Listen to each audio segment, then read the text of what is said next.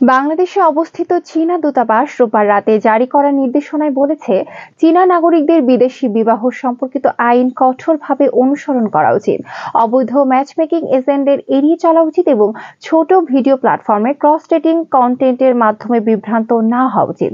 একই সঙ্গে বিদেশে স্ত্রী কেনার ধারণা প্রত্যাখ্যান করতে এবং বাংলাদেশে বিয়ে না করার ব্যাপারে নাগরিকদের সতর্ক থাকতে বলেছে চীনা দূতাবাস। চীনের রাষ্ট্রায়ত্ত সংবাদ মাধ্যম গ্লোবাল টাইমস সোমবার এসব তথ্য জানিয়েছে। দূতাবাস জানিয়েছে, চীনা আইন অনুসারে কোনো নাগরিক আন্তঃসীমান্ত বিবাহ পরিষেবাগুলোতে প্রকাশ্যে বা গোপনে জড়িত হতে পারে না। প্রতারণার মাধ্যমে কিংবা লাভের আশায় এ ধরনের কার্যকলাপ পরিচালনা করার কোনো অনুমতি নেই। ঢাকাস্থ চীনা দূতাবাস আরও বলেছে, চীনা নাগরিকদের বাণিজ্যিক আন্তঃসীমান্ত বিবাহ সংস্থাগুলো থেকে দূরে থাকার এবং অনলাইন প্রেমের ফাঁদের ব্যাপারে সতর্ক থাকার পরামর্শ দেওয়া হয়।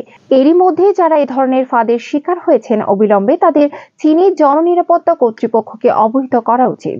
দূতাবাস বলেছে, বাংলাদেশে মানব পাচারের বিরুদ্ধে কঠোর ব্যবস্থা নেওয়া উচিত। বাংলাদেশে অবৈধ আন্তঃসীমান্ত বিয়ের সঙ্গে জড়িতদের গ্রেপ্তারের সম্মুখীন হতে পারে। বাংলাদেশের দণ্ডবিধি এবং মানব পাচার বিরোধী আইনে বলা হয়েছে, মানব পাচারকারীদের কমপক্ষে 7 বছর, সর্বোচ্চ যাবজ্জীবন কারাদণ্ড, এমনকি মৃত্যুদণ্ডের পাশাপাশি কমপক্ষে 5 লাখ টাকা জরিমানা হতে পারে। দূতাবাস জানিয়েছে, যারা মানব পাচারে উস্কানি, পরিকল্পনা, বাস্তবায়ন বা সহায়তা করে তাদের 3 থেকে 7 বছরের কারাদণ্ড এবং সর্বোচ্চ 20,000 টাকা জরিমানা হতে পারে।